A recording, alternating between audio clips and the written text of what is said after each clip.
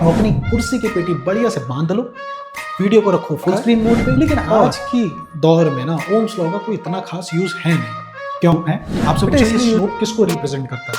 तो स्लोप का बेटा फॉर्मूला क्या था? स्लोप का फॉर्मूला क्या था? हमको पता है कि सर स्लोप का जनरल फॉर्मूला होता है dy बाई रेजिस्टेंस, या फिर मैंने कोई नेटवर्क बनाया और मुझे उसमें रेजिस्टेंस चाहिए 20 ओम, तो मैं उसमें जो डिवाइस लगाऊंगा ना बेटा वो ये डिवाइस है, ये होता है रेजिस्टर। बाहर मैं क्या खरीदने जाता हूँ? Register. Hello hello hello hello hello hello, क्या हाल है भाई? Welcome again to another video of Parinam series. और आज बेटा हम लेके आए हैं क्लास 10th के चैप्टर नंबर 12 इलेक्ट्रिसिटी का वीडियो नंबर 3, जिसमें हम आज बात करेंगे ओम्स लॉ की और समझेंगे रेजिस्टेंस कि रेजिस्टेंस क्या है। बेटा अभी तक हम 2 वीडियो बना चुके हैं, जिसपे हमने पहली वीडियो में चार्ज और करंट की बात करी थी और दूसरी वीडियो में हमने समझा था द कॉन्सेप्ट ऑफ वोल्टेज, यानी कि इलेक्ट्रोस्टैटिक पोटेंशियल या पोटेंशियल डिफरेंस को समझा था। आज हम बात करेंगे ओम्स लॉ की।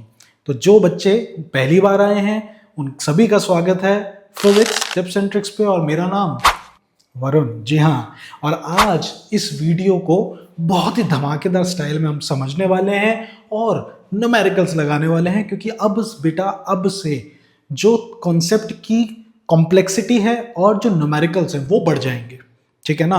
क्योंकि हमने बेसिक चीज़ें समझ ली हैं, अब हम न्यूमेरिकल्स की तरफ बहुत ज़्यादा इंक्लाइंड हो जाएंगे।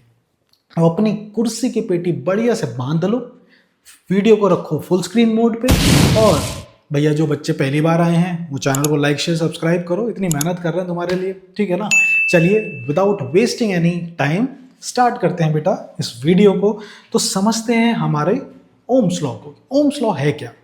देखो, ओम्स लॉ किसी को भी इलेक्ट्रिसिटी समझाना हो तो सही है, बढ़िया बना रखा है, लेकिन आज की दौर में ना ओम्स लॉ का कोई इतना खास यूज है नहीं। क्यों बेटा? इसलिए यूज नहीं है क्योंकि ये तब काम करता है जब सिर्फ केवल रजिस्टर जैसी चीजें सर्किट में लगी हों। लेकिन आज की डेट में आपके घर के जितने डिवाइसेस हैं ना, मोस्ट डिवाइसेस में केवल रजिस्टर नहीं होता, हर डिवाइस में इंडक्टर, कैपेसिटर और डायोड से बनी चीज़ें, यानी कि आप देखो तो ट्रायक, डायक, ट्रांजिस्टर्स, ये सब लगे होते हैं।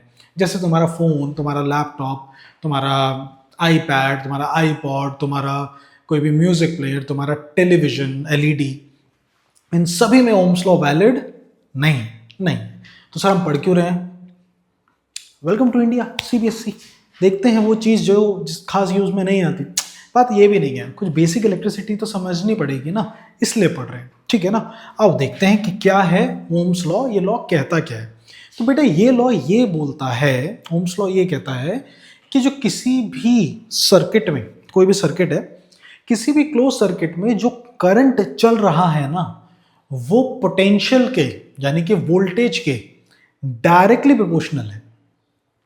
सर इसका क्या मतलब है? डायरेक्टली प्रोपोर्शनल क्या होता है सर? ओके, अगर मेरे दोनों हाथ डायरेक्टली प्रोपोर्शनल है, इसका मतलब अगर ये ऊपर जाएगा तो ये भी ऊपर जाएगा। बस प्रोपोर्शनैलिटी में एक गड़बड़ होती है। क्या? इसके ऊपर होने से ये तो ऊपर जाएगा, इतना तो पता है, लेकिन कितना ऊपर जाएगा ये नहीं पता। इसके ऊपर होने से हो सकता है ये सिर्फ इतना ऊपर जाए, और इसके ऊपर होने से हो सकता है ये इधर निकल जाए। तो प्रोपोर्शनैलिटी का साइन हमें वैसे भी नहीं पसंद है ना। हम जब 9th में थे तो हम इक्वल टू लगाते थे, प्रोपोर्शनैलिटी देखते कि वैसे उल्टी सी आती थी। अब यहाँ पर वही चीज़ आ रही है। तो किसी तार में जितना भी करंट है वो वोल्टेज के डायरेक्टली प्रोपोर्शनल है। मैं तुम्हें इसको 2 तरीके से लिख के दिखाता हूँ और तुम्हें बताऊंगा कि बच्चे गलती भी क्या कर रहे हैं इस लॉ में। तो ये लॉ ये कहता है कि the potential difference across the ends of a metallic wire in electrical circuit is directly proportional to the current। लेकिन कब provided the temperature remains the same. Temperature same होना चाहिए सर। इसका मतलब तुम ये नहीं कर सकते कि सर्किट लिया और उसको फटाफट आग के ऊपर, फिर एकदम से फ्रिज के अंदर, आग के ऊपर फ्रिज के अंदर, ऐसे तुम नहीं देख पाओगे। कांस्टेंट टेम्परेचर मेंटेन करके रखो, तब ये चीज़ पॉसिबल है। तो आओ इसको लिख के दिखाता हूँ, 2 तरीके से लिख के दिखाऊंगा। पहले आपको दिखाता हूँ टाइप 1, कि आप इसको कैसे लिख सकते हैं। ध्यान से देखिएगा, दोनों तरीके में कोई गलती नहीं है। मैं आपको लिख के दिखाता हूँ। ये कहता है कि V is proportional to I, ठीक। दूसरा तरीका ये कहता है कि आप ऐसे नहीं लिखना चाहते तो आप दूसरे तरीके से लिख सकते हैं कि I is proportional to V। दोनों का मतलब सेम ही है। अब प्रोपोर्शनैलिटी के साइन में जब ये आगे एक दूसरे के आमने सामने हो जाए ना, मतलब ये डायरेक्टली प्रोपोर्शनल है। ये क्या मतलब है इसका? Directly proportional. Sir directly proportional का मतलब बेटा V बढ़ेगा तो I बढ़ेगा, V बढ़ेगा तो I बढ़ेगा। इसका सिंपल सा मतलब है। जैसे एग्जांपल, शैतानी इज डायरेक्टली प्रोपोर्शनल टू पिटाई। जितनी शैतानी करोगे उतनी पिटाई होगी। अब ये नहीं पता कितनी पिटाई होगी, लेकिन हाँ ये है कि ज्यादा शैतानी तो ज्यादा पिटाई, ये तो गारंटेड है। तो ये है प्रोपोर्शनैलिटी का बेसिक्स है, डायरेक्टली प्रोपोर्शनल का बेसिक सी फील। तो आइए इसको मैं रिजॉल्व करके दिखाता हूं। अब हमको पता है कि हमको ये प्रोपोर्शनैलिटी नहीं पसंद, इसकी जगह हमको एक इक्वल टू का साइन चाहिए। तो बेटा जब इसको इक्वल टू रखेंगे तो एक कांस्टेंट आ जाएगा, और वो कांस्टेंट होता है R। तो आपको एक बढ़िया फॉर्मूला मिल जाएगा, और वो फॉर्मूला क्या है? V equals to I R। ये फॉर्मूला मिल जाएगा। ठीक है, अब इसमें R क्या था? R क्या है यहाँ पर? R है बेटा यहाँ पे कांस्टेंट। ठीक है ना, ये कांस्टेंट है, और इसको बोलते क्या है बेटा? इसका एक और नाम है, और वो नाम क्या है? जी हाँ, इसको बोलते हैं रेजिस्टेंस। ये है आपका रेजिस्टेंस। ठीक है ना। अब कुछ बच्चे इसको ऐसे नहीं लिखते, वो ऐसे लिखते हैं I is proportional to V। तो यहाँ पे भी बेटा जब इक्वल टू प्रोपोर्शनैलिटी हटेगी और इक्वल टू आएगा तो एक कांस्टेंट आएगा। वो कांस्टेंट क्या है बेटा? वो कांस्टेंट है 1/R। ठीक है, इस R को आप इधर फेंको तो आपको क्या मिलेगा? आपको मिलेगा V इक्वल्स टू, V यहाँ रहेगा, इक्वल्स टू I के साथ R आ जाएगा, IR। आपको ये मिल जाएगा। इसमें यहाँ पे 1/R क्या है बेटा? ये कांस्टेंट ही है। ठीक है ना। अब मैं आपको दिखाता हूं गलत तरीका। ये दोनों तरीके बिल्कुल ठीक है लिखने के, आपको कोई दिक्कत नहीं होगी। बस आपको ध्यान क्या देना है? इसके एंड में equation V equals to IR बनना चाहिए। अब मैं आपको गलत तरीका बता रहा हूं। गलत तरीका क्या है? ठीक है, रॉन्ग मेथड। अरे रॉन्ग मेथड हरे से क्यों सही लग रहा है सर? है ना, रॉन्ग मेथड। इसमें क्या करता है बच्चा? इसमें गलती ये होती है बेटा कि I is proportional to V कर देता है बच्चा, और इसको आप I इक्वल्स टू VR कर देता है। अब बच्चे आप R को इधर फेंक लो, उधर फेंक लो, कुछ कर लो, आपको ये नहीं मिलेगा। So this is the wrong way, incorrect way. तो आपको ये चीज पता होनी चाहिए। और लेकिन ये भी मेथड, ये भी कब वैलिड है? When temperature is constant. कब वैलिड है? When temperature is constant. ये तभी वैलिड है, और इसी को बेटा कहा जाता है आपका ओम का नियम, यानी कि ओम्स लॉ। तो आई होप आपको ओम्स लॉ करेक्ट समझ आया होगा, ये भी समझ आया होगा, ये भी समझ आया होगा। एक चीज और बताता हूं बेटा, यहां देख रहे हो 1/R लिखा है, 1/R। सर ये 1/R क्या है? 1/R मतलब R का उल्टा। अबे R अगर ये है तो 1/R मतलब R का उल्टा। बेटा R के उल्टे को हम R इनवर्स भी कहते हैं। क्या कहते हैं? यहां देखो ध्यान से, इंपॉर्टेंट सर, R का इनवर्स का मतलब है 1/R। इसका यही मतलब है। अब 1/R का उल्टा क्या होता है सर? जो रेजिस्टेंस का उल्टा हो सर। बेटे रेजिस्टेंस के उल्टा जो चीज होता है उसको अपन कहते हैं कंडक्टेंस। क्या बोलते हैं? कंडक्टेंस। क्या बोलते हैं? कंडक्टेंस। कंडक्टेंस यूं तो आपके सिलेबस में नहीं है, लेकिन मैं आपको एक एक्स्ट्रा इन्फॉर्मेशन दे रहा हूं। इसका यूज ग्राफ में मैं आपको करके दिखाऊंगा। ठीक है ना, तो अब इसको याद रखिए। ठीक है, आइए बेटा आगे बढ़ते हैं। ओम्स लॉ यहां पर होता है खत्म। आइए देखते हैं ग्राफ ऑफ ओम्स लॉ। तो देखिए वी आई ग्राफ, इसका जो स्लोप है, जैसे मान लीजिए दो स्लोप हैं, आपसे पूछा ये स्लोप किसको रिप्रेजेंट करता है, तो स्लोप का बेटा फॉर्मूला क्या था? हमको पता है कि सर स्लोप का जनरल फॉर्मूला होता है dy/dx, या फिर आप बोलो y/x, या जो मैथ्स में तेज हैं वो बोलेंगे y2 - y1 upon x2 - x1, जैसे भी आप बोलना चाहो। मतलब कभी भी आपको स्लोप निकालनी है तो वाई एक्सिस में जो रखा है उसको ऊपर लिखो और एक्स एक्सिस में जो रखा है उसको डिवाइड कर दो। तो वाई में क्या है बेटा, ये है Y axis, this is Y axis, this is X axis. तो भाई मुझे ये बताओ तुम्हें वाई में क्या दिख रहा है? सर वाई में तो वोल्टेज दिख रहा है, यानी जो स्लोप होगा सर वो बराबर है वोल्टेज डिवाइडेड बाय, और एक्स में क्या दिख रहा है सर? करंट दिख रहा है, आई दिख रहा है, तो divided by current. Sir voltage divided by current क्या होता है? अरे अभी तो बताया sir V equals to I R, यानी V बटे आई क्या होता है? ये तो R होता है। मतलब जो स्लोप है वो किसको रिप्रेजेंट कर रही है? स्लोप रिप्रेजेंट कर रही है रेजिस्टेंस को। जी हाँ, किसको कर रही है? रेजिस्टेंस को बेटा। सो ये आपको पता रहना चाहिए कि वी आई ग्राफ की जो स्लोप है वो रेजिस्टेंस को रिप्रेजेंट करती है। मैं इस पॉइंट को लिख भी देता हूं, the slope of V I graph is represented by resistance. ठीक है, सो ये चीज आपको पता रहनी चाहिए। अब मैं आपसे पूछूं कि बताओ कौन सी स्लोप ज्यादा है, R1 या R2? कौन सी ज्यादा है बताओ, R1 या R2? तो इसको पता लगाने का सही तरीका क्या होता है भाई सिंपल सा तरीका ये है, कभी भी आपको ऐसा डाउट हो जाए तो आप क्या करो, एंगल बना लो। देखो ये जो R2 है ये कुछ θ1 एंगल पे, और जो R1 है ये θ2 एंगल पे। सोचो R1 के लिए इतना उठना पड़ रहा है और R2 के लिए सिर्फ इतना, तो कौन सा ज्यादा एंगल? θ2 ज्यादा है। तो जो भी स्लोप जो एंगल ज्यादा है बेटा वही स्लोप भी ज्यादा है। तो आप बोल सकते हो कि यहां पर आप ये बोल सकते हो कि R1 is greater than R2। ये यहां पर हो गया। अब सीबीएसई आपको क्या करता है? सीबीएसई इस बार भी 2025 का जो एग्जाम हुआ था वहां पे क्वेश्चन भी आया था कि सीबीएसई आपको वीआई ग्राफ नहीं देगा, वो तुम्हें आईवी ग्राफ दे देगा और पूछेगा कि बताओ रेजिस्टेंस कहां ज्यादा है।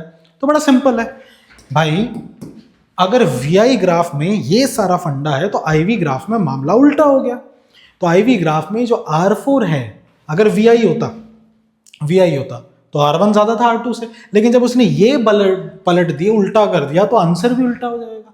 यानी इस केस में जो रेजिस्टेंस है, resistance R4 will be greater than R3 हो जाएगा।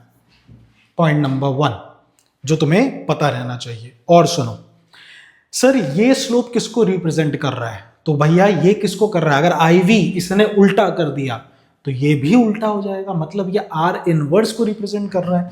तो याद रखना, slope of IV graph represents R inverse. Very very very important point. ये आर इनवर्स को रिप्रेजेंट कर रहा है, मतलब रेजिस्टेंस के उल्टे को, 1/r को। इसलिए ये R4 R3 से ज्यादा है यहां पर। समझ गए? तो अच्छा सर 1/r को तो कंडक्टेंस कहते हैं, है ना? यानी आप ये भी बोल सकते हो कि आर इनवर्स और कंडक्टेंस, ये कंडक्टेंस को भी रिप्रेजेंट कर रहा है। अगर उसने पूछा होता कंडक्टेंस किसकी ज्यादा है, जो कि नहीं पूछेगा, लेकिन पूछा होता तो बेटा R3 की ज्यादा है R4 से, क्या? कंडक्टेंस। लेकिन रेजिस्टेंस किसका ज्यादा है? R4 का ज्यादा है R3 से। सर इतना हो गया, रेजिस्टेंस है क्या? ये रेजिस्टेंस अभी देखते हैं बेटा, उसी को देखेंगे रेजिस्टेंस है क्या। आई होप ये ग्राफ समझ आए होंगे। आइए आगे बढ़ते हैं। नेक्स्ट हमारे पास देखो एक और क्वेश्चन है। आपको क्या कह रहा है? Study the following IV graph. समझ लो क्या, वीआई नहीं आईवी, मतलब उल्टा resistance. Choose the correct way. अगर रेजिस्टेंस वीआई की जगह आईवी कर दिया तो स्लोप भी उल्टी हो जाएगी। मतलब R3 R2 R1 में से ज्यादा बड़ा कौन सा होगा? R3 होगा। तो R3 is greater than R2 which is greater than R1। तो करेक्ट आंसर कौन सा है? C will be your correct answer. R3 is greater than R2 then greater than R1। I hope ये चीज समझ आई होगी। आगे बढ़ते हैं। कह रहा है what physical quantity is represented by slope of IV graph. Slope of IV graph, VI नहीं आईवी ग्राफ। तो ये किसको रिप्रेजेंट करता है? आर इनवर्स को। तो ये किसको रिप्रेजेंट करते हैं? आर इनवर्स को या जी को, मतलब कंडक्टेंस को। ठीक है, कंडक्टेंस आपके सिलेबस में नहीं है तो आप चिल मारो, कंडक्टेंस से सवाल नहीं पूछेगा। नेक्स्ट देखो क्या है हमारे पास, लिमिटेशन ऑफ ओम्स लॉ। मतलब ओम्स लॉ कहाँ वैलिड है, कहाँ वैलिड नहीं है।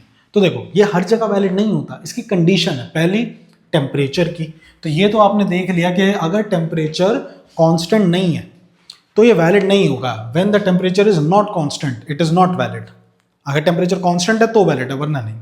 दूसरा, सर ये नॉन ओमिक डिवाइसेस के लिए वैलिड नहीं है। सर क्या होती हैं नॉन ओमिक डिवाइस? देखो 10वीं के हिसाब से अगर मैं आपको नॉन ओमिक डिवाइस बताऊं तो बेटा जिन डिवाइसेस का वीआई ग्राफ टेढ़ा मेढ़ा बनता है ना, टेढ़ा मेढ़ा, ठीक है, जैसे गैलियम आर्सेनाइड, इसका अगर आप ग्राफ देखोगे तो इसका ग्राफ ऐसा टेढ़ा मेढ़ा बनता है यूं, ये। तो अगर आप इसमें देखोगे तो आप बस लेमन लैंग्वेज में समझो, सीधा डंडा कहां से कहां मिल रहा है? सर यहां से यहां तक मुझे बिल्कुल सीधा डंडा मिल रहा है। तो बेटा जहां पर ये डंडा सीधा ना मिलके टेढ़ा हो जाए, जैसे ये देखो यहां से लेके आगे तक, यहां तक ये कैसा टेढ़ा मेढ़ा सा स्लोप है, तो बेटा ये पूरा रीजन हो जाता है नॉन ओमिक रीजन। और ये रीजन है आपका, ये रीजन है ओमिक रीजन। तो इसका मतलब ये है कि जिस वीआई ग्राफ का स्लोप ऐसा सीधा है ना, सीधा, वो आपके ओमिक डिवाइस। और जिनके स्लोप टेढ़े मेढ़े, जैसे एक और एग्जांपल, ये तो हो गया आपका ऐसा सीधा डंडा, चाहे ऐसा हो, ये सारे क्या हैं? ये हैं ओमिक डिवाइस। लेकिन जहां पे डंडे बेटा टेढ़े मेढ़े, मतलब ऐसे हैं, ये हैं आपके नॉन ओमिक डिवाइस। ठीक है ना सर? कौन कौन से होते हैं नॉन ओमिक डिवाइस? बेटा सारे सेमीकंडक्टर्स गिनते जाओ, diode non ohmic, triode non ohmic, triac non ohmic, MOSFET non ohmic, D MOSFET non ohmic, N MOSFET non ohmic, ये सारे के सारे आपके नॉन ओमिक डिवाइसेस है। ट्रांजिस्टर, एनपीएन, पीएनपी, ये सारे नॉन ओमिक डिवाइसेस हैं। ठीक है ना सर? हमारे फोन में, हमारे लैपटॉप में, हमारे टीवी में क्या है? यही डिवाइसेस होते हैं non ohmic device, semiconductor devices, है ना? तभी तो मैंने बताया ओम्स लॉ वैलिड नहीं। सर कहाँ वैलिड है? सिर्फ अगर तुम्हारे पास एक बिजली से चलने वाला हीटर है वहां वैलिड है ओम्स लॉ। और कहाँ वैलिड है? जो पुराने जमाने के बल्ब होते थे ना, इनकेटेसेंट लैंप, पता नहीं मैं बोल भी नहीं पाता, पीले रंग का, वहां वैलिड है। जहां केवल रजिस्टर लगा रखा है, ठीक है, वहां वैलिड है। इन सब में कहीं वैलिड नहीं है। तो बेटा टेम्परेचर कांस्टेंट होना चाहिए। दूसरा, नॉन ओमिक डिवाइसेस के लिए ये वैलिड नहीं है, मतलब ऐसे डिवाइसेस टेढ़े मेढ़े इनके लिए वैलिड नहीं है। और कहाँ वैलिड नहीं है? Non linear device. सर ये नॉन लीनियर डिवाइसेस क्या होते हैं? ये यही डिवाइस है कि जिसमें स्लोप जो है ऐसा स्ट्रेट बने, वो लीनियर, जिसमें ऐसा अजीब बने, ये नॉन लीनियर। तो यहाँ पर ये वैलिड नहीं है। मोटा मोटा आप याद रखो, कहीं पे भी सेमीकंडक्टर्स आ जाए वहां ये वैलिड नहीं होता ओम्स लॉ। ठीक है, आइए बेटा आगे बढ़ते हैं। नेक्स्ट हमारे पास क्या है? Electrical resistance. अब सर वो जो कांस्टेंट हमने पढ़ा था वही है रेजिस्टेंस। क्या होता है सर रेजिस्टेंस? तो देखो, तो इलेक्ट्रिकल रेजिस्टेंस आर से रिप्रेजेंट होता है बेटा। अब रेजिस्टेंस का मतलब क्या है? दिक्कत, कोई काम कर रहे हैं, रेजिस्टेंस आ गया, मतलब दिक्कत आ गई, तो ये दिक्कत ही है। इसकी कौन झेलता है? इसको करंट झेलता है। तो व्हाट इज इलेक्ट्रिकल रेजिस्टेंस? देखो असली में क्या होता है, जब भी करंट फ्लो हो रहा है, करंट फ्लो का मतलब चार्ज फ्लो हो रहा है। अब हमको तो ऐसा लगता है कि चार्ज एक पॉइंट से दूसरे पॉइंट ऐसा सीधा जा रहा है, लेकिन वो सीधा नहीं जाता, हमेशा ड्रिफ्ट करते हुए जाता है। इसको कहते हैं ड्रिफ्ट वेलोसिटी। आप जब 12th में आएंगे तो करंट इलेक्ट्रिसिटी एक चैप्टर आता है, चैप्टर नंबर 3 12th का, फिजिक्स की पहली किताब का। वहां ड्रिफ्ट वेलोसिटी समझाई जाती है, जिसमें चार्ज ऐसा ड्रिफ्ट करते हुए जाता है। पुरानी मूवी भी थी, एक मूवी भी थी ड्रिफ्ट, टोक्यो ड्रिफ्ट। मेरे को याद है जब मैंने अपनी 10th पास करी थी ना, तब मैंने मूवी देखी थी टोक्यो ड्रिफ्ट। बड़ी, अपने 10th पास करके अपने दोस्त के घर पे जाके, तब हमारे पास वो था, पीसी हुआ करता था, सीआरटी, उसका जो मॉनिटर होता था सीआरटी टाइप होता था, और उसमें विंडोज़ 98 होती थी, और उसमें भैया टोक्यो ड्रिफ्ट ऐसे स्पीकर, पता नहीं 85, पता नहीं कौन से लोकल स्पीकर थे, मज़ा आ जाता था। बताना तुम में से किसने देखी है टोक्यो ड्रिफ्ट? ये पुरानी मूवी है बहुत, उसका एक म्यूज़िक भी बहुत बढ़िया है, टंग टंग टंग टंग टंग टंग टंग टंग ऐसे करके एक म्यूज़िक आता है, बहुत बढ़िया म्यूज़िक है। तो खैर देखना, वो बढ़िया है। तो इलेक्ट्रिकल रेजिस्टेंस में आ जाते हैं। तो असली में चार्ज जो होता है बेटा हमेशा ड्रिफ्ट करता हुआ जाता है ना, इतनी आसानी से नहीं पहुंचता। तो ड्रिफ्टिंग के दौरान जब वो ड्रिफ्ट करता जा रहा है तो उसके इंटरनल लेवल पे कोलिजन्स हो रहे हैं, इंटरनल लेवल पे, जो दूसरे कर्नल्स होते हैं उनके साथ, कर्नल हाँ वो फौजी एटम के साथ जो है वो उसके कोलिजन्स होते हैं, जिसकी वजह से वो बेचारा अपनी एनर्जी लूज कर देता है ना, तो दिक्कत हो रही है। इसी को बेटा रेजिस्टेंस कहते हैं, ठीक है, जो दिक्कत महसूस होती है। अब तुम भी जब चल रहे हो, अभी तो हवा है तो कोई दिक्कत नहीं, लेकिन पानी में चलोगे तो रेजिस्टेंस थोड़ा सा ज़्यादा आएगा, चलने में दिक्कत होगी। ऐसे करंट के साथ भी होता है। तो रेजिस्टेंस क्या है? It is the property of conductor to resist the flow of charge.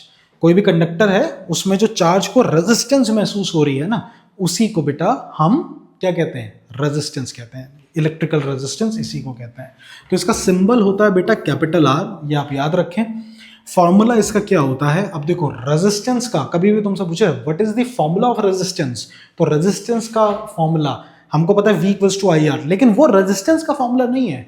Resistance का एक्चुअल फॉर्मूला होता है R equals to rho L by A. ठीक है, इसको याद रखना।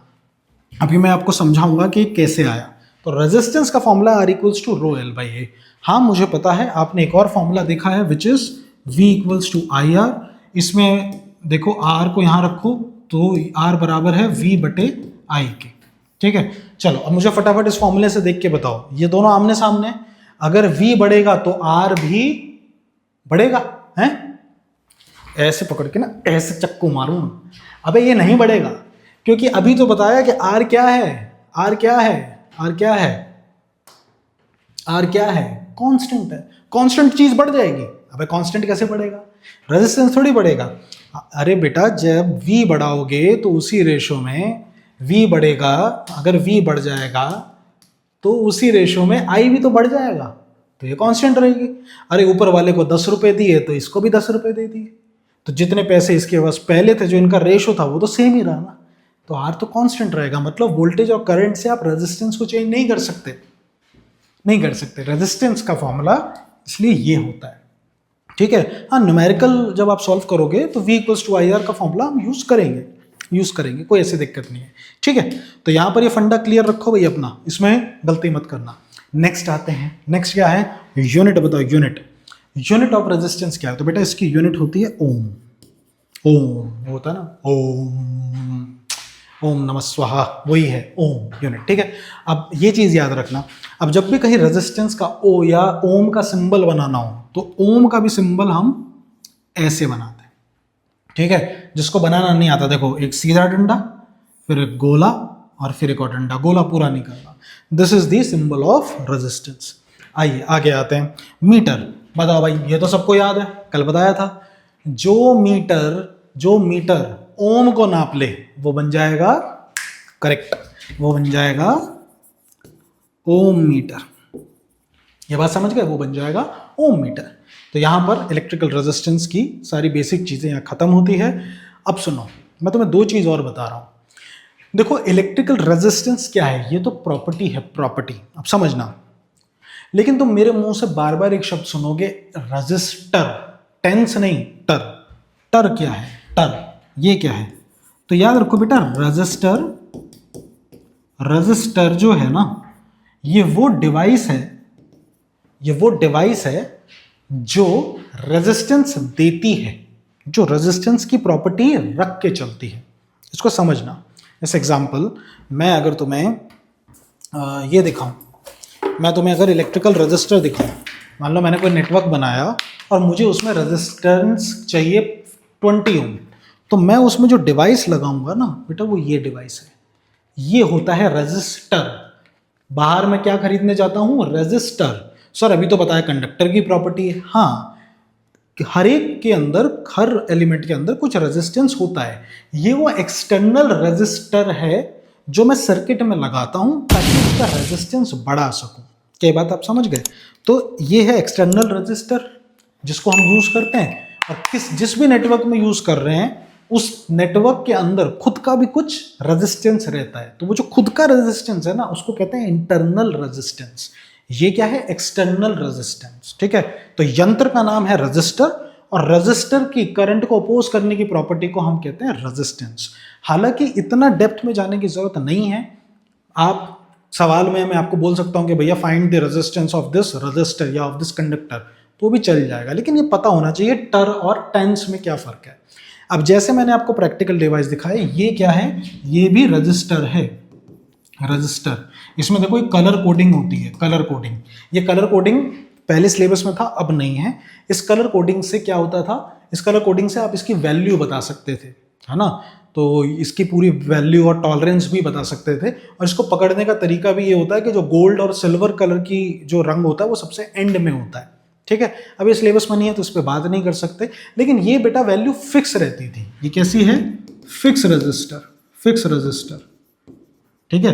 तो मैं रजिस्टर का अगर सिंबल भी बनाऊंगा, ज्योग्राफिकल सर्किट का सिंबल भी बनाऊंगा, तो वो कैसा बनता है, जैसे यहां सिंबल आर, ये तो लेटर से रिप्रेजेंट करा है, लेकिन ज्योग्राफिकल सिंबल बनाऊंगा तो वो ऐसा बनता है, ऐसा। ये होता है रजिस्टर का सिंबल। तो ये जो रजिस्टर है इसका सिंबल कैसे बनेगा, ऐसा ही बनेगा, ऐसा, ठीक है। अब देखो एक ये है, ये भी एक तरीके का रजिस्टर है, लेकिन इस पे जो गोल गोल दे रखा है ना, इसको घुमाओगे तो तुम रजिस्टर की वैल्यू, रेजिस्टेंस की वैल्यू बढ़ा या कम कर सकते हो। तो ये कैसा रजिस्टर है, फिक्स तो नहीं है ना, इसकी वैल्यू बढ़ा या कम कर सकते हैं, बढ़ा भी सकते हैं और घटा भी सकते हैं। तो इसका जो सिंबल बनता है बेटा वो कुछ ऐसा बनता है, ऐसा। ये एरो रिप्रेजेंट कर रहा है कि इसका जो वैल्यू है वो हम बढ़ा भी सकते हैं और घटा भी सकते हैं। क्या बात समझ में आई? So this is variable resistance. ये कैसा है, वेरिएबल रेजिस्टेंस। क्या बात समझ आई? So this is variable, this is fix, so this is resistance. आइए आगे बढ़ते हैं, नेक्स्ट पे आते हैं। नेक्स्ट हमारे पास क्या है, देखिए ये जो मैंने अभी बताया था ना, ये वही है, दिस इज फिक्स और ये वेरिएबल। अब वेरिएबल रेजिस्टर का एक एग्जांपल ये था जो मैंने आपको बताया, और दूसरा एग्जांपल ये है। दोनों ही हमारे पास वेरिएबल रजिस्टर के एग्जांपल है। और इसको आप, इसका सिंबल आप बनाना चाहो तो इसका सिंबल सेम ऐसे भी बनता है और इसका सिंबल ऐसे भी बनता है। ये इसका सिंबल तो सेम ऐसे बनेगा, ठीक है। और अब बाप रे, नीट का फुल स्टडी मटेरियल आ गया भाई, सब कुछ हो गया था नीट देखते ठीक है ना। चलो, तो ये वैल्यू, बस इसको चेंज कर सकते हैं रेजिस्टेंस को, और इसको फिक्स रखते हैं, ये पता होना चाहिए, ठीक है। आइए कुछ क्वेश्चन देखते हैं, आइए क्वेश्चन देखते हैं क्या कह रहा है। Let the resistance of an electrical component remain constant. आपको ये इलेक्ट्रिकल कंपोनेंट है, रेजिस्टेंस उसका कांस्टेंट है, while the potential difference across the two ends of the component decreases to half। मतलब पोटेंशियल डिफरेंस, वोल्टेज को आधा कर दिया पहली वैल्यू से, तो what change will occur in the current. Current में क्या चेंज हो जाएगा, अबे करंट भी आधा हो जाएगा। According to Ohm's law V is proportional to I। अगर V आधा हो गया तो रेजिस्टेंस कांस्टेंट है, तो इसका मतलब करंट को भी आधा होना पड़ेगा। समझ रहे हो ना, V equals to I R है, V बटे आई आर ये कांस्टेंट है।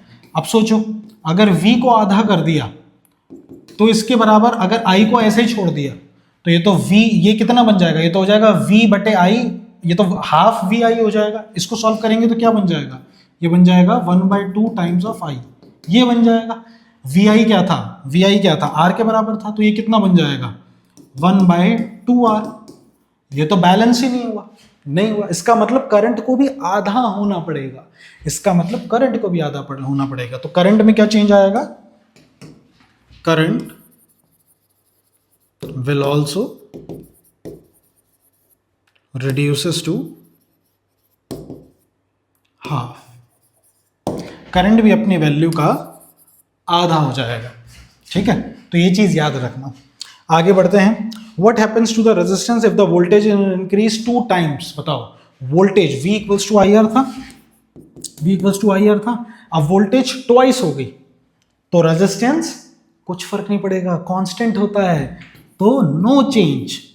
ये बेटा ऐसे क्वेश्चन सीबीएसई पूछता है, बच्चा क्या सोचता है, अरे V equals to I R, ये दुगना तो रेजिस्टेंस भी दुगना। अबे रेजिस्टेंस तो कांस्टेंट है, रेजिस्टेंस पे कोई चेंज नहीं आएगा। क्या ये बात आपको समझ आई तो भैया लाइक तो कर दो हमारे सीरीज को, है शेयर तो करो दोस्तों से। चलो आगे बढ़ते हैं। Factor affecting resistance. Resistance V और I से तो चेंज हो नहीं रहा, किससे चेंज हो सकता है? तो यहां पर हमारे पास एक रेजिस्टेंस के लिए फॉर्मूला है, अब ध्यान से समझना। ये फॉर्मूला ये कहता है कि किसी भी कंडक्टर का जो रेजिस्टेंस है ना बेटा, वो डायरेक्टली प्रोपोर्शनल होता है लेंथ ऑफ द कंडक्टर के, और इनवर्सली प्रोपोर्शनल होता है area of cross section. Sir इसका क्या मतलब है, जरा हिंदी में बताओ। हिंदी में भैया लेंथ ऑफ कंडक्टर का मतलब क्या होता है, लंबाई, और एरिया ऑफ क्रॉस सेक्शन का मतलब क्या होता है, चौड़ाई। कितनी मोटी तार है, समझे, ये कितनी लंबी तार है। तो resistance length of the conductor के डायरेक्टली प्रोपोर्शनल है, मतलब जितनी लंबी तार होगी उसका रेजिस्टेंस उतना ही ज्यादा होगा। और एरिया ऑफ क्रॉस सेक्शन के इनवर्सली प्रोपोर्शनल है, मतलब जितनी मोटी तार उतना कम रेजिस्टेंस। तो क्या मैं इक्वेशन 1 और इक्वेशन 2 को कंबाइन करके नहीं लिख सकता? अगर मैं इसको कंबाइन करके लिखूं, combining equation first and second, मुझे मिल जाएगा R is proportional to L upon A। ठीक है, अब ये डायरेक्टली प्रोपोर्शनल का साइन हमें पसंद नहीं, तो इसको हटाएंगे और कुछ कांस्टेंट डालेंगे। तो जब इसको हटाएंगे तो बेटा इक्वल टू की का sign L by A as it is, और एक कांस्टेंट आएगा, ये कांस्टेंट है बेटा रो। जी हाँ, आप भी रोइए, और ये तो रो है ही, तुम्हें रोने की जरूरत नहीं है, मैं हूं, टेंशन मत लो। देखो क्या मतलब है इसका, पहले तो इसका प्रोनाउंसिएशन बोलोगे क्या, तो इसको बोलते हैं रो। ये इसका प्रोनाउंसिएशन है। ये रो किस चीज को रिप्रेजेंट कर रहा है बेटा, ये रो रिप्रेजेंट करता है रेजिस्टिविटी। विटी वो टेंस है, ये विटी है, रेजिस्टिविटी। अब सर क्या होता है रेजिस्टिविटी, इसको भी बताते हैं, लेकिन पहले ये चीज समझ लो। तुम्हारे पास मेन फॉर्मूला जो आ गया है वो आ गया है R is equals to rho L by A. ठीक है ना, मतलब अगर किसी तार की लंबाई बढ़ जाएगी तो उसका रेजिस्टेंस बढ़ जाएगा, और अगर उसकी चौड़ाई बढ़ जाएगी तो रेजिस्टेंस कम हो जाएगा। ये चीज तुम्हें समझ आनी चाहिए, लंबाई बढ़ेगी तो रेजिस्टेंस भी बढ़ेगा, लेकिन अगर तुमने चौड़ाई बढ़ा दी, ये बढ़ा दिया, तो रेजिस्टेंस घट जाएगा। ये रिलेशन पता होना चाहिए। रो क्या है, ये रेजिस्टिविटी है, प्रॉपर्टी होती है मटेरियल की, ये लंबाई चौड़ाई पे डिपेंड नहीं करती। इसके बारे में आगे बात मैं करूंगा। ठीक है, तो this is rho which is resistivity. ठीक है ना, इसको स्पेसिफिक रेजिस्टेंस भी कहते हैं, याद रखना इसको स्पेसिफिक रेजिस्टेंस भी कहते हैं बेटा। ये पता होना चाहिए, बच्चा ये भूल जाता है और सीबीएसई स्पेसिफिक रेजिस्टेंस दे देता है, तुम सोचते हो अरे भाई ये तो पढ़ा ही नहीं, तो ये पता होना चाहिए। एक इंपॉर्टेंट कॉन्सेप्ट जो आपको यहां पर देखना है, इंपॉर्टेंट कॉन्सेप्ट जो आपको पता होना चाहिए बेटा यहां पर, वो क्या है, आप ध्यान से समझना, सुनना। अगर तुम लंबाई को बढ़ाते हो तो इससे क्या होता है, इससे जो रेजिस्टेंस है वो भी बढ़ जाता है, जैसे तुम देख रहे हो। सिमिलरली अगर तुम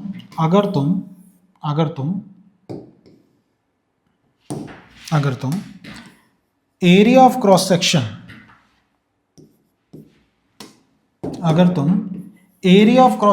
बढ़ाते हो तो इससे क्या होता है, रेजिस्टेंस घट जाता है। ये चीज हमें पता है। अब लेकिन सुनो, देखो किसी भी कंडक्टर में अगर रेजिस्टेंस बढ़ गया, इसका मतलब जो करंट चल रहा है उसको ज्यादा दिक्कत हो रही है, तो करंट को चलने में दिक्कत हो रही है, तो करंट पे क्या फर्क पड़ेगा, करंट घट जाएगा। तो तुम ये बोल सकते हो कि इसकी वजह से करंट आई ये रिड्यूस हो जाएगा बेटा, वेरी इंपॉर्टेंट। अगर तुमने मोटाई बढ़ा दी तो रेजिस्टेंस घट जाएगा, और अगर रेजिस्टेंस घट गया तो करंट पे क्या इफेक्ट आएगा, करंट तो मस्के से चलेगा, कोई दिक्कत नहीं है, यानी करंट बढ़ जाएगा, तो इसकी वजह से करंट बढ़ जाएगा। अब सीबीएसई तुमसे डायरेक्ट ये रिलेशन पूछता है इन पे, ऐसा भी पूछ सकता है कि बताओ अगर एरिया ऑफ क्रॉस सेक्शन बढ़ गया तो करंट पे क्या फर्क पड़ेगा, या लंबाई बढ़ गई तो करंट पे क्या फर्क पड़ेगा। तो सीबीएसई आपसे ऐसे भी क्वेश्चन पूछता है, तो इसको लेके आप क्लियर रहने चाहिए कि कॉन्सेप्ट क्या है। Is this clear? Thumbs up, अगर थम्स अप है तो भैया इसको लाइक करो, आगे बढ़ते हैं, आगे बढ़ते हैं। नहीं करूँगा मैं तो बढ़ना ही पड़ेगा, अरे मत करो यार, हम तो पढ़ाते रहेंगे। इसका मतलब तुमने नोटिस करा कि जिस तार में करंट, अगर जिस तार, जो तार ज़्यादा मोटी है उसकी करंट कैपेसिटी भी ज़्यादा है, और जो तार पतली होगी, लंबाई लंबाई मतलब लंबाई क्या, लंबी हो, अगर एरिया ऑफ क्रॉस सेक्शन कम हो तो उसका करंट भी कम हो जाएगा। देखो ना, ये दोनों एक दूसरे के डायरेक्टली प्रोपोर्शनल है। मोटाई बढ़ेगी तो करंट बढ़ेगा, मोटाई घटेगी तो करंट घटेगा। इसीलिए नोट करना बेटा, तुम्हारे जो घरों के पास जितनी भी हाई टेंशन की तार होती है जिसमें से इलेक्ट्रिसिटी ट्रांसमिशन हो रही है, या तुम्हारे घर में एसी की जो वायर होगी, या तुम्हारे घर में गीजर भी आता है इसमें बेटा, गीजर भी आता है, ठीक है। इन सभी की तार देखना बहुत मोटी मोटी होती है। क्यों? क्योंकि इनकी करंट कैपेसिटी ज्यादा होती है ना। लेकिन यही तुम्हारे घर में जो चार्जर है, चाहे तो ट्रिमर, अभी तो तुम 10वीं में हो, क्या ट्रिमर यूज करोगे, अभी तो क्या ही दाढ़ी मूंछ छाई होगी तुम्हारी, है ना। लड़कों की ही बात कर रहा हूँ, पता चला है कि क्या दाढ़ी मूंछ छाई होगी, और या तुम्हारे फोन का चार्जर। इन दोनों में ही तुम देखो तो जो केबल है वो पतली होती है, इतनी मोटी नहीं होती। मैं लंबाई की बात नहीं कर रहा, लंबाई की बात नहीं कर रहा, मैं चौड़ाई की बात कर रहा हूँ, मैं चौड़ाई की। तो चौड़ाई की में अगर देखा जाए तो इन दोनों की जो चौड़ाई है बहुत पतली सी वायर होती है। क्यों? ज़्यादा करंट कैपेसिटी नहीं है इसकी, तो पतली वायर से मामला चल जाता है इसका, ठीक है ना। इसीलिए एसी की तार मोटी होती है और इसकी पतली होती है, ठीक है। मोटी तार होगी, मोटाई होगी तो R equals to rho L by A, R equals to rho L by A. ये मोटी तार होगी तो रेजिस्टेंस कम होगा, देखो ये ज्यादा होगा तो रेजिस्टेंस कम होगा, रेजिस्टेंस कम होगा तो करंट बढ़ जाएगा, ठीक है। तो आई होप ये कॉन्सेप्ट आपका क्लियर हुआ होगा। अगर क्लियर हुआ है तो आगे बढ़ते हैं, नेक्स्ट पे आते हैं। अब नेक्स्ट क्या है सर, सारी चीज ठीक है, रेजिस्टिविटी क्या थी, वो रो जो बनाया था वो क्या था। अब इसको ध्यान से समझना, बहुत ज्यादा क्वेश्चन यहां से आते हैं बेटा। जो इलेक्ट्रिकल रेजिस्टिविटी होती है या स्पेसिफिक रेजिस्टेंस भी इसको बोलते हैं, ये मटेरियल की प्रॉपर्टी रहती है। समझना, मैं इसको डिफाइन भी करूंगा अच्छे से। देखो, रेजिस्टेंस कंडक्टर की प्रॉपर्टी है जिसको हम लिखते हैं R इक्वल्स टू, यहां देखो R equals to rho L by A, ठीक है। अगर तुम इससे रेजिस्टिविटी पूछे तो रेजिस्टिविटी को कैसे लिखेंगे, देखो इसको एक जगह रखो, R को इधर मल्टीप्लाई कर दो तो ये हो जाएगा RA, L नीचे आ जाएगा तो ये आ जाएगा L। तो रेजिस्टिविटी बराबर होता है resistance times area of cross section times divided by length. अब तुम ध्यान से देखो, इस पे अगर सोचना एक बार, मान लो कोई एक ऐसी तार है जिसकी लंबाई 1 मीटर है, जिसकी लंबाई लेंथ 1 मीटर है, और उसकी जो मोटाई है वो 1 मीटर स्क्वायर है। कितनी है मोटाई? 1 मीटर स्क्वायर है। तो अगर मैं ये दोनों वैल्यू बेटा यहां रखूंगा तो तुम बोल सकते हो resistivity will be equals to R। यही हो जाएगा ना, रेजिस्टिविटी R रेजिस्टेंस के बराबर हो जाएगी, क्योंकि A और L तो 1 हो गया। तो क्या मैं ये बोल सकता हूं कि रेजिस्टिविटी उस कंडक्टर के रेजिस्टेंस के बराबर है जिसकी लंबाई 1 मीटर और मोटाई 1 मीटर स्क्वायर? क्या बता दिया सर? नहीं, रेजिस्टिविटी उस कंडक्टर के रेजिस्टेंस के बराबर है जिसकी लंबाई 1 मीटर और चौड़ाई 1 मीटर स्क्वायर। बन गई डेफिनेशन। देखो, it is the measure of the resistance of a wire having 1 meter length and having an area of cross section 1 metre square. खत्म रेजिस्टिविटी की डेफिनेशन, है ना। लेकिन सर हमको फिर भी थोड़ा फील बताओ, अभी फील नहीं आ रही है, डेफिनेशन तो ठीक है।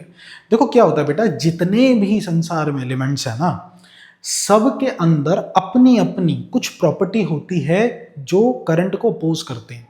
जैसे तुम रोड पे चल रहे हो, अब रोड पे हवा है, अब तुम जब चल रहे हो तो हवा का विस्कस ड्रैग भी तुम्हें लगता है कभी कभार, लेकिन उसकी वजह से तुम्हारे चलने में कोई खास फर्क नहीं आता, तुम बढ़िया से चलते हो। लेकिन रेजिस्टेंस तो है ना हवा का, थोड़ा बहुत तो है ना, भले फर्क नहीं पड़ रहा। लेकिन यही तुम हवा की जगह पानी में चलो तो तुम्हें थोड़ा दिक्कत होगी चलने में, है ना। क्यों? क्योंकि पानी तुम्हें ज्यादा रेजिस्टेंस ऑफर कर रहा है, और यही दलदल में चलो तो चल ही नहीं पाओगे, बहुत दिक्कत होगी, क्योंकि रेजिस्टेंस उसका बहुत ज्यादा है। वैसे ही करंट के साथ है, करंट को हर एलिमेंट प्लास्टिक ले लो, पेपर ले लो, एल्यूमिनियम ले लो, कॉपर ले लो, गोल्ड ले लो, आयरन ले लो, कुछ भी ले लो, इन सब की अपनी कुछ प्रॉपर्टी है। मतलब जैसे ही थप्पा लगा ना कि आयरन, कॉपर, तो भगवान ने पैदाइशी इनके अंदर वो एक करंट को अपोज करने की एक प्रॉपर्टी डाल दी। ये जो इनबिल्ट प्रॉपर्टी है ना मटेरियल की, जो करंट को अपोज करती है, इसी को रेजिस्टिविटी कहते हैं। तो सर ये तो रेजिस्टेंस के बराबर हो गई, नहीं, रेजिस्टेंस तो कंबाइंड प्रॉपर्टी है ना। रेजिस्टेंस बेटा डिपेंड करता है लंबाई पे, चौड़ाई पे और खुद रेजिस्टिविटी पे भी। रेजिस्टेंस तीनों पे डिपेंड कर रहा है। लेकिन जो ये रेजिस्टिविटी होती है बेटा, ये ना तो लंबाई पे डिपेंड करती है, ना चौड़ाई पे, ना रेजिस्टेंस पे, ये इन तीनों पे से किसी पे डिपेंड नहीं करती। तो ये किस पे करती है सर? Type of material. कौन सा मटेरियल? जैसे अगर तुमने मान लो तुम्हारे पास दो तारे हैं, एक कॉपर की एक एल्यूमिनियम की, दोनों की लंबाई सेम, दोनों की चौड़ाई सेम, ठीक है, दोनों का रेजिस्टेंस में मान लो तुमने किसी तरीके, हालांकि सेम नहीं होता, सेम नहीं होता, अगर सेम लंबाई सेम चौड़ाई है तो रेजिस्टेंस सेम नहीं होगा, तो रेजिस्टेंस अलग होगा। ये क्यों अलग हो रहा है? लंबाई चौड़ाई तो सेम है लेकिन फिर भी रेजिस्टेंस अलग अलग है। क्यों? क्योंकि दोनों की रेजिस्टिविटी अलग अलग होती है। ये पैदाइशी इनबिल्ट प्रॉपर्टी है, जैसे हवा की इनबिल्ट प्रॉपर्टी है, ज्यादा तुम्हें चलने में दिक्कत नहीं देती, पानी ज्यादा दिक्कत देगा, ठीक है। तो ये प्रॉपर्टी है मटेरियल की, इसलिए लिखा है कि it is the property of material to resist the flow of charge. Resistance के लिए क्या था? वो था प्रॉपर्टी ऑफ अ कंडक्टर, वो था प्रॉपर्टी ऑफ कंडक्टर। कहाँ है प्रॉपर्टी ऑफ कंडक्टर? कहाँ है भाई? कहाँ है? वो था प्रॉपर्टी ऑफ कंडक्टर। ये मटेरियल की प्रॉपर्टी होती है। So this is what you need to understand, right? तो ये चीज समझ आ गई, ठीक है। आगे सुनो, इनवर्स ऑफ रेजिस्टिविटी क्या होती है? कंडक्टिविटी। जैसे रेजिस्टेंस का उल्टा कंडक्टेंस। रेजिस्टेंस मतलब कितनी दिक्कत हो रही है करंट को, कंडक्टेंस क्या है? कितना मस्के से जा रहा है ना। क्या होता है कंडक्टेंस? जी, slope inverse of IV graph, याद आया? वो कंडक्टेंस है, आईवी ग्राफ का जो स्लोप है वो कंडक्टेंस है। तो रेजिस्टेंस का उल्टा कंडक्टेंस, रेजिस्टिविटी का उल्टा conductivity. So this is conductivity, ये चीज पता होनी चाहिए। फिर unit of conductivity is siemens per metre. This is not important for you, आपके लिए इंपॉर्टेंट है रेजिस्टिविटी की यूनिट। तो याद रखो, रेजिस्टिविटी की यूनिट भी आप कैसे निकाल सकते हो? यहीं से निकाल सकते हो। देखो रेजिस्टिविटी किसके बराबर है? RAL के। तो आओ लिखो, रेजिस्टिविटी, रेजिस्टेंस की यूनिट ओम बेटा, एरिया की यूनिट मीटर स्क्वायर और लंबाई की यूनिट मीटर। जो कट रहा है उसको काट दें, मीटर से स्क्वायर निकल गया तो रेजिस्टिविटी क्या आया? रेजिस्टिविटी आया ओम मीटर। ओम मीटर, क्या ये बात समझ आई? तो रेजिस्टिविटी की यूनिट क्या है? ओम मीटर। वेरी इंपॉर्टेंट, ये क्या है? यूनिट। ये क्या है? यूनिट। तो ये आपको रेजिस्टिविटी के लिए बेटा पता होना चाहिए। स्पेसिफिक रेजिस्टेंस या आपकी इलेक्ट्रिकल रेजिस्टिविटी ये होती है। अब सीबीएसई आपसे इन दोनों का, अब जैसे देखो आपको ये एक एनसीईआरटी में टेबल भी मिलती है। अब ध्यान से देखो, जितने कंडक्टर है ना उनकी रेजिस्टिविटी देखो कितनी कम है। कंडक्टर बढ़िया से करंट जाएगा तो कम रेजिस्टिविटी, तो देखो कम रेजिस्टिविटी। लेकिन ये देखो 10 की पावर -8 में है, लेकिन जितने इंसुलेटर है इनकी रेजिस्टिविटी कितनी आई है? 10 की पावर 12। सबसे ज्यादा किसकी? पेपर की, ठीक है ना।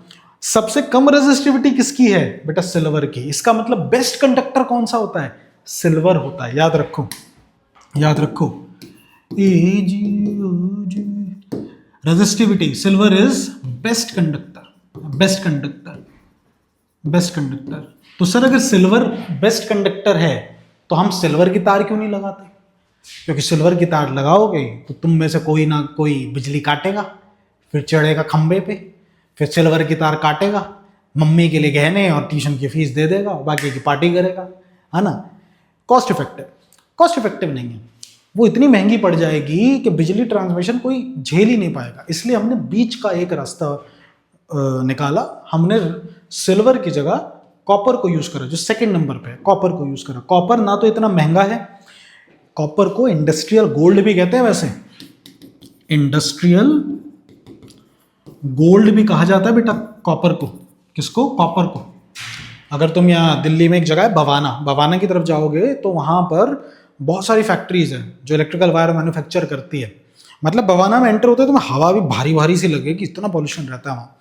तो वहाँ पर तुम जाओगे ना किसी फैक्ट्री पे कि भैया एक बार देखना था, भाई इतना बड़ा लोहे का दरवाजा, छोटी सी खिड़की, जिसको अंदर का गेट कीपर, हाँ भाई किससे मिलना, कोई नहीं, यहाँ कोई नहीं है, वो नहीं, भगा देगा तुम्हें, एंट्री भी नहीं देगा, क्योंकि इतना कॉपर वहाँ रखा हुआ है। इंडस्ट्रियल गोल्ड है, ऐसा बड़े बड़े लट्ठे कॉपर के, उसको डाइयों के अंदर निकाला जाता है। ये एक डाई होती है, कॉपर को इसके अंदर डाला जाता है, यहाँ से खींचा जाता है तो पतली तार बनती रहती है। ऐसे बहुत सारी डाई लगाई हुई होती हैं, डाइयोस क्या होता है, डाई लगाई हुई होती है, और कॉपर को खींचा जाता है तो पतली वायर निकल के आती है। इलेक्ट्रिकल वायर मैन्युफैक्चरिंग जो होती है वो ऐसे, मतलब जो वायर तुम्हारे घर तक पहुंच रही है वो ऐसे मैन्युफैक्चर होती है। फिर उसके बाद जब वो बंडल बन जाता है तो फिर पीवीसी की एक मशीन होती है, जो तुम पीवीसी की लेयर देखते हो ना, उस तार को उस प्लास्टिक मशीन के अंदर डाला जाता है, मोल्डिंग मशीन होती है, वहां से पूरा का पूरा पीवीसी मतलब एक्चुअल वायर निकल के आती है। तो that is how, this is what resistivity is. अब सीबीएसई तुमसे इन दोनों के बीच का फर्क पूछता है कि भैया फर्क बता दो। तो भैया फर्क बड़ा बेसिक सा है। पहला क्या है, it is the property of conductor, लेकिन ये प्रॉपर्टी है किसकी, मटेरियल की। दोनों का ही काम करंट को अपोज करना है। याद रखना, तुमसे डेफिनेशन पूछे तो ये सिर्फ समझाने के लिए है। तुम अगला फर्क रेजिस्टिविटी का, इसकी डेफिनेशन ही लिखो कि रेजिस्टिविटी इज दी, क्या है, it is the resistance of the wire या of the conductor having cross sectional area of 1 metre square and length 1 metre. दूसरा बेटा इसकी यूनिट, इसकी यूनिट क्या होती है, ओम होती है। इसकी यूनिट क्या होती है, ओम होती है। और इसकी यूनिट क्या है, ओम मीटर है। ओम मीटर है, ये आपको पता होना चाहिए। इसका सिंबल क्या होता है, इसका सिंबल, अब देखो अगर ओम का, यहाँ ओम का सिंबल नहीं पूछ रहा, ये आपको रेजिस्टेंस का सिंबल, इसका सिंबल होता है आर और इसका सिंबल होता है ये ओम, ठीक है ना। ओम क्या गया, रो। फिर क्या है, it depends on the physical dimension. अब आर तो फिजिकल डायमेंशन पर डिपेंड करता है, कितनी लंबी कितनी चौड़ी। ये फिजिकल डायमेंशन पर डिपेंड नहीं करता, बल्कि ये डिपेंड करता है टाइप ऑफ मटेरियल पे। It do not depends on physical dimension of conductor, instead it depends on, किस पे डिपेंड करता है, टाइप पे, type of material and temperature. Temperature पे भी ये डिपेंड करता है, हालांकि टेम्परेचर पे तो फिर रेजिस्टेंस भी डिपेंड करेगा, क्योंकि ये चेंज होगा तो रेजिस्टेंस भी चेंज होगा। क्लास 12th में इसको बहुत अच्छे से पढ़ाया गया है, तो आप टाइप ऑफ मटेरियल याद रखो। आगे बढ़ते हैं, next concept of wire stretching. अब सर क्या होता है कॉन्सेप्ट ऑफ वायर स्ट्रेचिंग, यहाँ से बहुत क्वेश्चन बनते हैं। अब आपको क्या क्वेश्चन देता है, ध्यान से देखो। आपको बोलेगा कि आपके पास एक वायर है, ध्यान से देखो, मान लो आपको बोलेगा एक वायर है। इस वायर के लिए आपको बोल देगा कि इसकी लंबाई L है और इसकी मोटाई A है, ठीक है ना। और इसकी रेजिस्टिविटी, इसकी रेजिस्टिविटी कितनी है, इसकी रेजिस्टिविटी रो है, ठीक। यानी जो आपका रेजिस्टेंस आएगा, इसको मैं R ओल्ड लिख रहा हूं, ये हो जाएगा रो L अपॉन A। ये था ओल्ड लंबाई और ये है एरिया A ओल्ड और L ओल्ड, ठीक है ना। तो ये तो था इनिशियल वैल्यू। अब वो ये कह रहा है कि इसने वायर को स्ट्रेच कर दिया, इसी वायर को ऐसे खींचा, चिंगम का निकाली और ऐसे खींच कर ऐसा खींच दिया, तो क्या होगा, जब भी इसको स्ट्रेच करोगे तो लंबाई बढ़ जाएगी, है ना, और चौड़ाई घट जाएगी। या लंबाई कहाँ से बढ़ी है, ईश्वर ने आके तो आशीर्वाद नहीं दिया कि बढ़ जा लंबाई, अरे नहीं, उसकी चौड़ाई घटती गई है तभी लंबाई बढ़ती जा रही है। जिनको नहीं पता आज ही बाजार जाओ, बबल गम खाओ, चबाओ, निकालो, और वो जो मोटी सी बबल गम उसे खींचना, तुम देखोगे वो लंबाई उसकी बढ़ती जा रही है लेकिन चौड़ाई घटती जा रही है। तो ऐसे ही तुम्हें सिनेरियो देगा, वो बोलेगा कि एक वायर है, उसको स्ट्रेच कर दिया। अब उसको तुम्हें कोई भी वैल्यू दे देगा, जैसे मैं एग्जांपल के लिए मान लेता हूं कि इस वायर को खींच के दुगना कर दिया, ये दुगनी हो गई है। तो अब इसकी लेंथ हो गई है 2L और एरिया जो है अब वो पता करना है। अब इसका जो एरिया है उस पर कितना फर्क आएगा, यार लंबाई दुगनी हो गई है तो एरिया इसका आधा हो जाएगा। सर मैं नहीं मानता, मैं तो मैथ्स का गुलाम हूं, मुझे मैथ्स से समझाओ। तो भाई मैथ्स से समझ ले, सिंपल सी बात है भैया, दोनों तारों का वॉल्यूम कांस्टेंट रहेगा। Volume of old is equals to volume of new, है ना। भले ही तुमने उसे खींच दिया है, भले ही लंबाई बढ़ गई बट चौड़ाई उसी हिसाब से घट गई, तो वॉल्यूम तो बराबर रहेगा। सर वॉल्यूम क्या होता है, length into breadth into height. एक सेकेंड, यही तो होता है ना। जनरल वॉल्यूम क्या होता है, length into breadth into height, length into breadth into height, ये होता है ना। सर लेंथ इनटू ब्रेड्थ क्या होता है, ये तो एरिया होता है। मतलब एरिया में एक और साइड गुणा कर दूं तो वॉल्यूम हो जाता है। हाँ, इसका मतलब मैं वॉल्यूम को ये भी लिख सकता हूं कि लेंथ इनटू में area will be equals to length into में एरिया, लिख सकता हूं ना। अब एक चीज याद रखो भैया, ये पुरानी है लेंथ ओल्ड एरिया ओल्ड, और ये है न्यू लेंथ इनटू में न्यू एरिया। अब वो तुमने क्या कह रहा है कि इससे स्ट्रेच टू ट्वाइस, वायर को स्ट्रेच कर दिया कितना, दुगना, तो लंबाई कितनी हो गई, दुगनी हो गई। मतलब बेटा ये हो जाएगा 2L, आपको एरिया निकालना है, नए एरिया किसके बराबर होगा, आओ निकाल लेते हैं। तो मैं इसको कैसे लिख सकता हूं, देखो लेंथ ओल्ड इंटू में एरिया ओल्ड डिवाइडेड बाय, इसको नीचे भेज दो, twice of length equals to new area.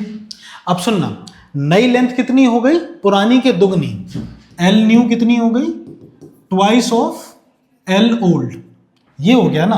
तो नई लेंथ को मैं ट्वाइस ऑफ एल ओल्ड बोल सकता हूं, यानी मैं लेंथ ओल्ड बोल सकता हूं। भाई ये न्यू नहीं है, जो नई लेंथ है वो ट्वाइस हो गई एल ओल्ड की, तो इसको काट दिया। अब जो कट रहा है उसको काट दो, देखो लेंथ से लेंथ कटेगा, तो आपके पास क्या आ गया, जो नया एरिया आया, new area will be equals to पुराने एरिया का डिवाइडेड बाय 2, मतलब आधा। तो नया एरिया पुराने एरिया का आधा हो जाएगा। मैंने शुरुआत में वही तो बोला था कि अगर लंबाई दुगनी हो गई, जितने हिसाब से ये बड़ा है उतने हिसाब से एरिया घटेगा। तो ये प्रूफ हो गया इसका। अगर ये प्रूफ समझ आया तो बढ़िया है, इसको आप याद रखिएगा। इसको मैं कोने में कर देता हूं, इसको मैं आपके लिए कोने में कर देता हूं, ये आपको भली भांति दिखता रहे। ठीक है, तो अब इतना हमें याद है। तो अब मैं देखिए ये बताना चाहता हूं कि किसी तार को अगर खींच के दुगना कर दोगे तो उसके नेट रेजिस्टेंस पे क्या फर्क पड़ेगा, आइए निकालते हैं। तो भैया पुराने कंडीशन के हिसाब से तो ये कंडीशन थी, नया रेजिस्टेंस आर न्यू कितना होगा, same rho L new by A new. बेटा ये चीज आप देख के बता सकते हो कि रेजिस्टिविटी पे तो कोई फर्क आना नहीं, तो ये तो रो ही रहेगा। नई लेंथ कितनी हो जाएगी, पुरानी लेंथ की दुगनी, है ना। तो ये मैं इसको लिख सकता हूं ट्वाइस ऑफ एल ओल्ड। और नया एरिया कितना हो गया, पुराने एरिया का आधा, यानी ए ओल्ड डिवाइडेड बाय 2। बेटा टू को ऊपर फेंको तो आर न्यू कितना आ गया, ये 2 और ये 2 मल्टीप्लाई हो जाएंगे, तो 4 रो L old by A old. ध्यान से देखो, रो L old by A old, ये क्या था, ये तो पुराना रेजिस्टेंस था। तो बेटा आपको मिलेगा R new will be equals to 4 times of R old. This is the final answer. यानी जो नया रेजिस्टेंस है वो लेंथ दुगनी करी लेकिन रेजिस्टेंस चौगना हो गया। This is the actual way, this is the actual तरीका, this is the actual concept. देखो हमको इतना तो पता है कि लंबाई अगर बढ़ाई है तो रेजिस्टेंस लंबाई के डायरेक्टली प्रोपोर्शनल है, तो रेजिस्टेंस तो हमारा बढ़ना ही था, ये तो याद है ना, बढ़ना ही था। कितना बढ़ना था, तो इस कॉन्सेप्ट से हमने बता दिया 4 गुना बढ़ना था। इसको फटाफट स्क्रीनशॉट लो, फिर आगे बढ़ते हैं। अब हम देखते हैं कि अगर खींचने की जगह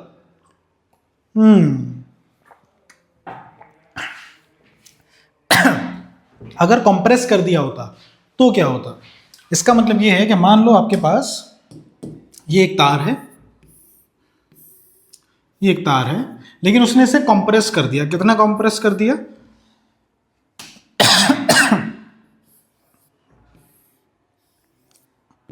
ऐसे दबा दिया, तो लंबाई घट गई लेकिन चौड़ाई बढ़ गई।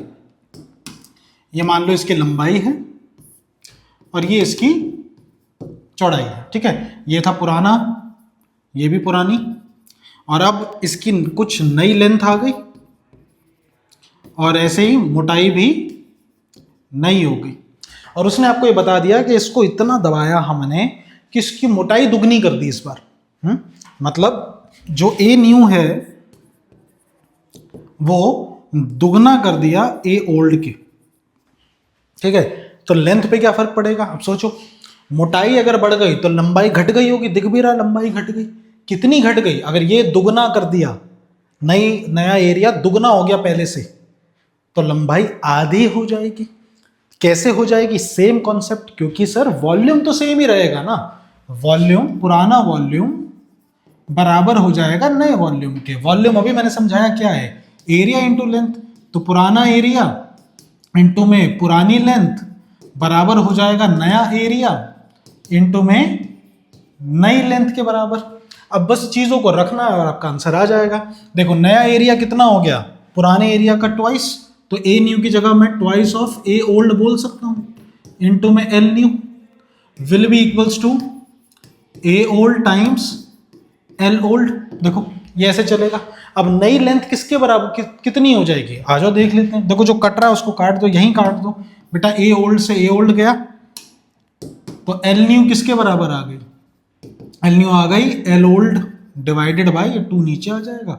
देखो ये ऐसे हो गया, यही मैंने पहले भी करके दिखाया था। यानी नई लेंथ पुरानी के आधी हो जाएगी, दिख भी रही है पुरानी के आधी, इस पुरानी का आधा कर दो तो ये लेंथ आ जाएगी। तो ये पता, और देखो जितना ये बढ़ाया था उतना ये घट गया। अब नेट रेजिस्टेंस पे क्या फर्क पड़ेगा, तो सर हमको पता है R equals to rho L by A होता है। मतलब यहां पर अगर मैं इसके लिए रेजिस्टेंस लिखूं R ओल्ड तो ये बराबर होगा रो L old by A old. Sir area तार को मोटा करा है, ए को मोटा करा है, यानी ए बड़ा है तो आर घटेगा, यानी हमारा फाइनल आंसर आर नहीं आएगा, आर से कम आएगा। आओ देख लेते हैं कैसे। देखो करो, नया आर न्यू कितना हो जाएगा, ये हो जाएगा रो L new upon a new. अब इसको आगे कैसे करोगे बेटा, रो तो एज इट इज। लेंथ पे क्या फर्क पड़ा, लेंथ हो गई पुराने की आधी, तो मैं लेंथ को लिख सकता हूं एल ओल्ड डिवाइडेड बाय 2। और एरिया पे क्या फर्क पड़ा, इस पे एरिया पे, अब एरिया हो गया पुराने से दुगना, तो ए ओल्ड का ट्वाइस हो गया। बेटा जो कट रहा है, कट तो कुछ रहा नहीं है, इसको आप कैसे लिख सकते हो, ये बराबर हो जाएगा रो, हो जाएगा 1/4 rho L old by A old. Sir rho L old by A old ये किसके बराबर था, ये तो आर ओल्ड के बराबर था, यानी इसकी जगह मैं लिख सकता हूं 1/4 टाइम्स ऑफ आर ओल्ड। यानी नया रेजिस्टेंस पुराने का बेटा 1/4 हो जाएगा। This is the whole concept, this is the whole maths. और जाहिर सी बात है इस सवाल को ये कह देना कि एरिया दुगना हो गया, इसका मतलब ये भी कह सकते हैं कि लंबाई आधी हो गई, लंबाई घट गई। अगर लंबाई घटेगी तो रेजिस्टेंस भी घटेगा, देखो रेजिस्टेंस भी घट रहा है, कैसे भी समझ लो, ठीक है। तो यहां पर ये कंपैरिजन का केस है। अब तुम्हें एक जुगाड़ देता हूं, इतना सब करने की जरूरत नहीं। देखो सीबीएसई तो चाहता है कि तुम इतना कुछ करो, लेकिन अगर एमसीक्यू में आ गया तो इतना सब करने की कोई जरूरत नहीं। एक जुगाड़ बताता हूं, लेकिन उससे पहले एक बार क्वेश्चन देखते हैं। देखो मैं क्वेश्चन यहीं पे बताता हूं जुगाड़। तुम्हें क्या कह रहा है, एक कॉपर की वायर है जिसका रेजिस्टेंस 10 ओम है। गिवन लिखो सबसे पहले, गिवन आर ओल्ड कितना है 10 ओम लिखा है। It has been stretch to twice of its original length, इसको दुगना कर दिया, मतलब जो लंबाई है वो दुगनी हो गई। लंबाई उसने नहीं दी, उसने बस ये बोला है कि जो एल है लेंथ है वो कितनी हो गई, ट्वाइस कर दी, ट्वाइस कर दी लेंथ। आपको पूछ रहा है फाइंड द न्यू रेजिस्टेंस, ना इसने लंबाई बताई ना चौड़ाई बताई। अब हम इसको कैसे करेंगे, क्यों ना एक काम करें, मैं तुम्हें इसमें एक जुगाड़ बताता हूं। जुगाड़ सुन, जब भी तुमसे ऐसा कुछ करे ना तो जुगाड़ लिख लो, इसको नोट कर लो, जुगाड़। ये तो मेन कॉन्सेप्ट है, इस जुगाड़ से तुम्हारा आंसर 30 सेकेंड्स के अंदर आ जाएगा। देखो कैसे बेटा, जब भी तार को ऐसा चौड़ा या घटाया जाता है ना, तो जो फाइनल रेजिस्टेंस निकलता है वो हमेशा से पुराने रेजिस्टेंस का n² टाइम्स होता है। n क्या है बेटा, n होता है इसमें चेंज इन लेंथ, लंबाई में कितना चेंज आया। जैसे एग्जांपल, मेरे पास इस सवाल को अगर मैं ट्रिक से करूं तो जो मेरा नया रेजिस्टेंस है वो है पुराना रेजिस्टेंस कितना है 10 ओम, तो बेटा 10 इंटू में n², n क्या है, लंबाई में कितना चेंज। ये क्या कह रहा है, लंबाई कितनी होगी, दुगनी हो गई, तो चेंज कितना आया 2 का, तो n बराबर है 2 के, तो बेटा 2 के स्क्वायर यानी 4, यानी कि 40 ओम इज द फाइनल आंसर। खत्म, कोई स्टेप करने की जरूरत नहीं, आंसर खत्म। और जिसको नहीं पता, अगर वो करना चाहता है तो आप इस तरीके से कर सकते हो, मैंने तो करके भी दिखा दिया। इसलिए देखो लंबाई दुगनी थी तो फाइनल रेजिस्टेंस 4 टाइम्स होता है, मेरा भी आंसर 4 टाइम्स आया। पहले 10 था, 10 का 4 गुना 40। आप उस मेथड से भी कर सकते हो। अगर 2-3 मार्क्स का क्वेश्चन है तो आपको वैसे ही करना पड़ेगा, और एमसीक्यू है तो डायरेक्ट इससे करके निपटाओ।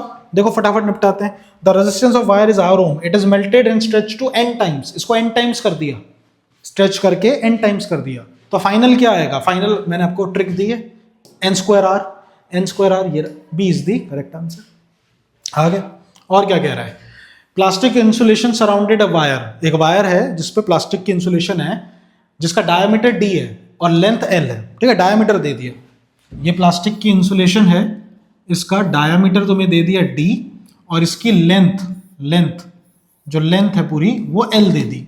तो मैं कह रहा है अ decrease in the resistance, formula याद रखो, रो एल बाई ए, कह रहा है रेजिस्टेंस डिक्रीज हो गया है, so a decrease in the resistance of wire would produce by an increase, क्या बढ़ाने से रेजिस्टेंस घटेगा, तो भाई एरिया ऑफ क्रॉस सेक्शन बढ़ाओगे तो ही रेजिस्टेंस घटेगा, मतलब डायमीटर बढ़ाना पड़ेगा, diameter of the wire, B is the correct answer. ऐसे क्वेश्चन आ रहे हैं। Electrical resistivity of a given metallic wire depend, electrical resistivity ये किस पे डिपेंड करती है, लंबाई पे ना, चौड़ाई पे ना, शेप पे ना, किस पे करती है, ये करती है नेचर ऑफ द मटेरियल, किस नेचर का है मटेरियल उस पे करती है, ठीक है। आगे देखो क्या कह रहा है, स्टेट ओम्स लॉ बताओ और रिप्रेजेंट करो इसको मैथमेटिकली, तो लिख दो भाई, एट कांस्टेंट टेम्परेचर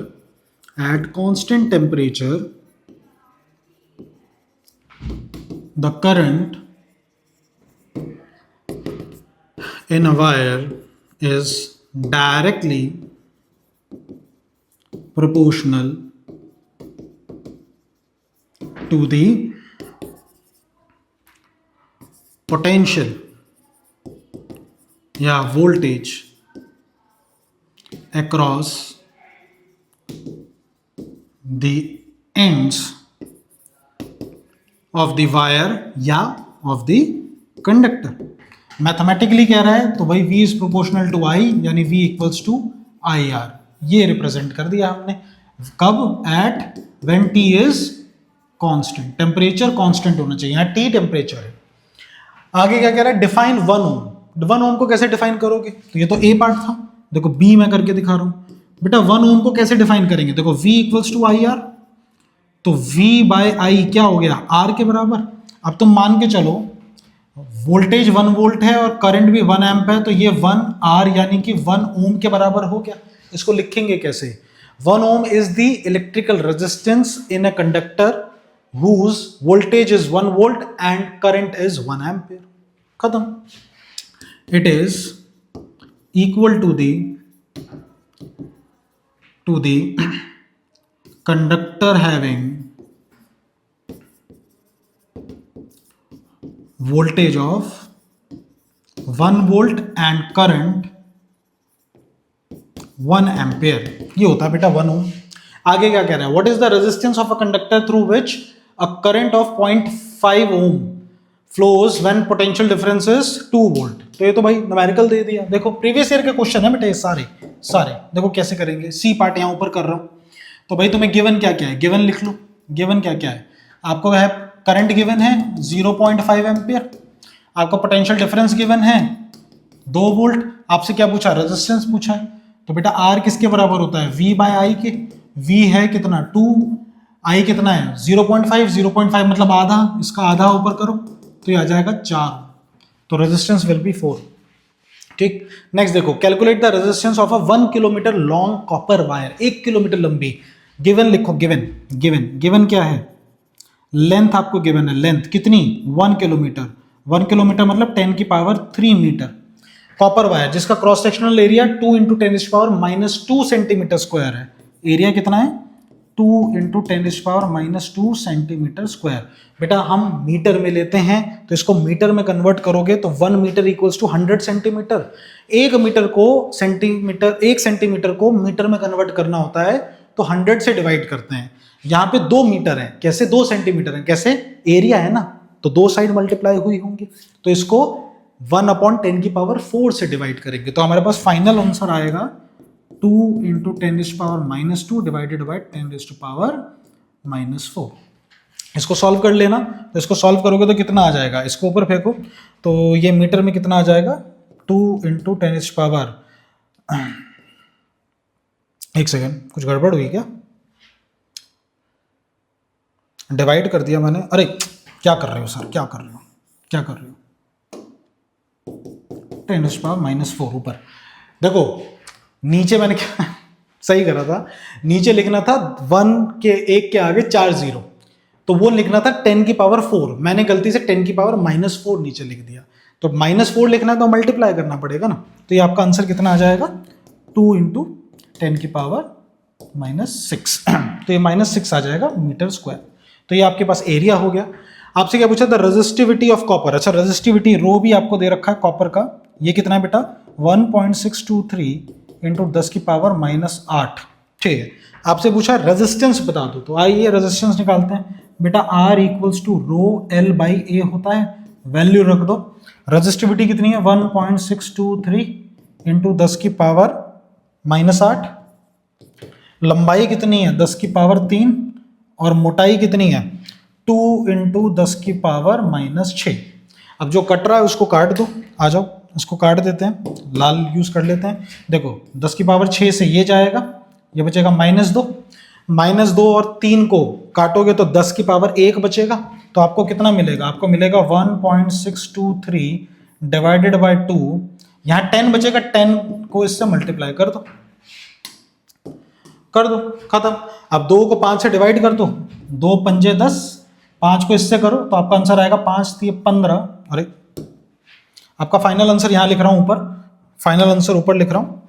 तो 5 3 15, 5 3 10 11, 5 6 30 और 1 31, 3 और 5 1 5 6 7 8, यह आ जाएगा 8.115।